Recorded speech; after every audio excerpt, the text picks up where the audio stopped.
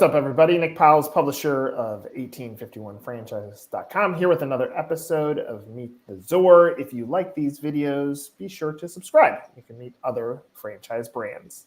Today, we are talking Uni K Wax coming up next.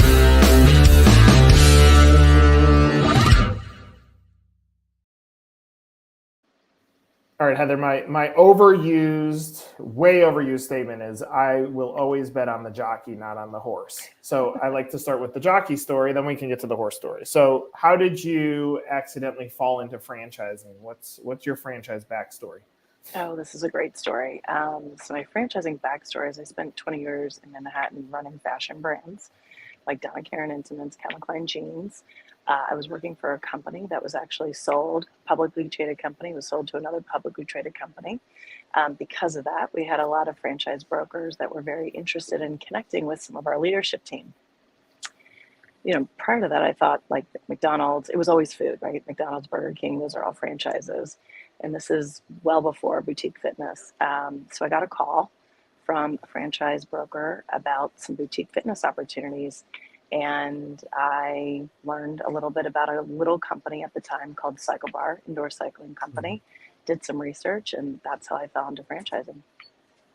That's that is a good story. So there's things that I want to unpack from that. One is when I hear private equity or publicly traded, I hear politics. So if you look backwards in your career, does that end up being a superpower of yours because you know how to navigate red tape, which in any franchise organization, franchisees have it? Right.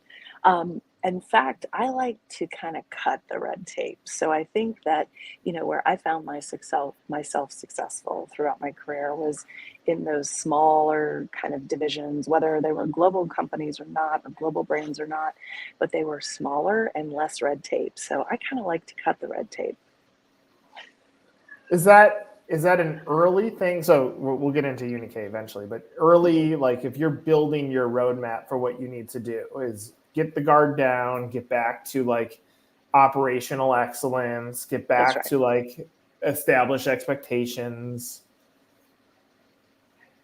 Yeah, I mean, I like the fundamentals. I played college sports, so I believe, you know, when you're coaching sports, you constantly coach the fundamentals, right? I coached basketball, I played college basketball and soccer, and when I coached these little boys, you know, they were sixth grade, all they wanted to do was step back on the three-point line, and I would never let them throw a three-pointer out there. I made them work the offense because the fundamentals are what's going to get you better, and it's what propels you over time as a good player, as a good business. So I'm constantly back to fundamentals. I couldn't agree with you more on that. I think about a gap, at least that I perceive in franchising, is in a world where there's franchise sales, meaning there's departments that have to hit sales KPIs, and usually the goals are picked from the sky. It's like, this year we're going to sell 500. Right. But what happens is in accelerator brands, and you've probably seen this in your career, if you go too fast to the sell and not slow enough on discovery on who the human being is, does the franchise owner have the ability to go back to the fundamentals? When you say put in the work and marketing and team in the early stages, how do they respond? That sometimes if you accelerate too fast without having those fundamentals, then the odds of success of the franchise owner deteriorates. And so I would imagine like when you're looking at a system, taking off the red tape, go say stop shooting the three-pointer. Like some of it has to be almost resetting those expectations, because especially in today's franchise world that is led by item 19s, like look at how much fancy money you can make. You got to almost take a step backwards to make sure that you're qualifying in the right people. That's right. And I also think, you know, it's a lot like sports in the way that, you know, your original team, you're always going to have these, you know, these new people that come into your business. You're always going to recruit new talent, right? But you got to make sure that that consistent core, those OGs, you know, your franchisees that have been there for a while, that they're continuing to grow. So it's two schools of thought that you have to really blend together. So now that you get involved in this brand, like, I led off by saying jockey, not the horse. Like, do you already have your playbook, and are you just cross applying that to get early wins, or what have you done now that you've So taken on this new role? yeah, it's interesting. There's a playbook that I've had for, since Cycle Bar, at Intelligent Office. And then we'll be deploying some of that now. I mean, some of it's most businesses have the same business issues. Um, in all businesses, we competed against free, which is interesting, right? You don't have to go out and get a wax. You don't have to go out and be in a bike. You can go out for a walk. You can use a razor. So I think and from a business unit perspective, there's some fundamental things that have to be moving forward before you can take the big steps, before you can like run that 3-point play. So a lot of the stuff that I've done in my career, even outside of franchising, it's very similar business issues. It's just the execution of them and the time that you can get those executed need to be accelerated because you've got, locations that are already open, right? So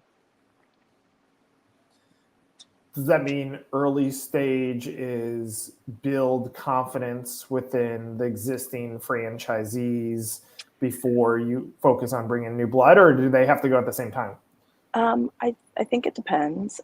We're ready to open new locations. We've been around since 1993. Our founder left the business about a year ago.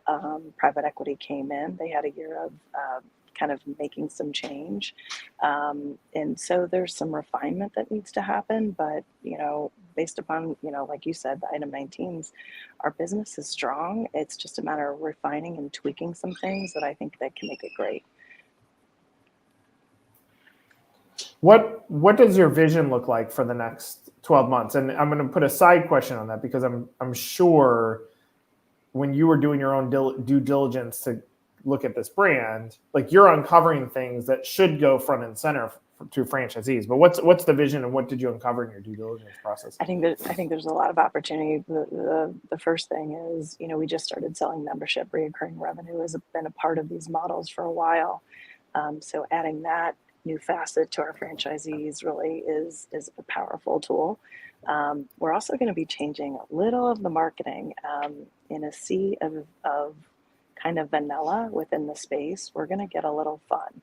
So I'm really excited about that. So we're going to have a little more of a personality. And there's a lot of other things that we're going to be doing to kind of engage our membership base that maybe we were a little lackadaisical on. Yeah, so that ends up being one of the if I'm reading it right, the area of opportunity was what is our relationship with our customer? How do we accomplish more market share from our customer, which in turn will increase the return back to our franchisees, which will increase the return back to us. Like it seems like a no-brainer, which I would imagine is just purely looking at market share of the customer and what impact are we currently having with them. Yeah, even when you look at the interior data, even when we do capture her, we're really not helping her with all of her waxing needs. So there's just some great incremental opportunities on how we train within our studios, how we educate our customer, our point of differences. There's just a lot of great opportunity ahead of us.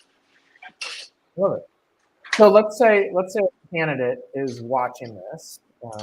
And they're intrigued in the business opportunity. What else do you want them to know about Uni K? Uni K, first of all, there's a lot of great white space within our territory zone. We're primarily, in Manhattan and on the east coast of Florida. So there's a lot of great white space. I think their reoccurring revenue model and the fact that hair does grow and routinely.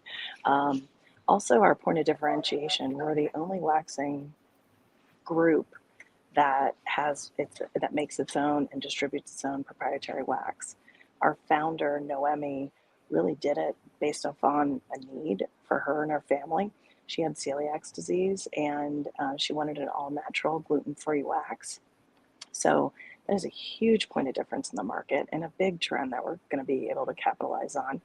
In addition to that, sanitation's always been a thing for us. You know, it's not just through COVID. We've always had our own personalized pots.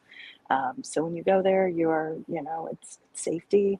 And because of our wax, you actually apply the wax at body temperature.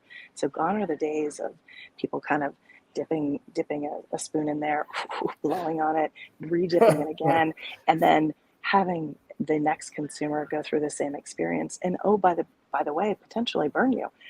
So the brand differentiators are extremely important for our customers. I love it. I mean, look, I think just purely on the ingredients of what goes on your skin is like if someone's thinking about innovation, and given it's been a part of the DNA for a while, but that is a point of differentiation that will be hard to compete against because the bigger brands aren't thinking about that. I mean, That's right. It connects with me. My father and brothers are all celiac. They focus on what goes into their body from a food standpoint, not what goes on their body from a reaction standpoint. And the allergic reactions of things that also contain or are contaminated can have impact. I think that's going to be a huge topic for next generation of wellness. For sure. My mother-in-law has celiac, so this whole need really hit home. Yeah, I love it. Well, Heather, I'm looking forward to seeing where the story goes. Obviously, again, and I said it again, the jockey has a blueprint, and if I'm a franchise buyer, I'm intrigued by what your game plan is and why you're involved in this because you've done it before. So follow the leader, see what happens, and again, like you said, you mentioned the white space. When it's primarily in 2 states, it shows growth in concentric circles, which means protection of brand awareness, which means increasing AUVs. Like now go do it again in another state. I think the blueprint's there. So, and I think, we've done almost 3.4 million Brazilians since 2010, and we've, had almost 8 million services. So this is not a new brand. It's not like they're investing in something that's new, and you're just investing in something that is different, which is a great opportunity for new potential franchisees. Love it. Well, Heather, thanks for doing this. I appreciate it. For Heather, I'm Nick. This is Meet the Zor. Excellent.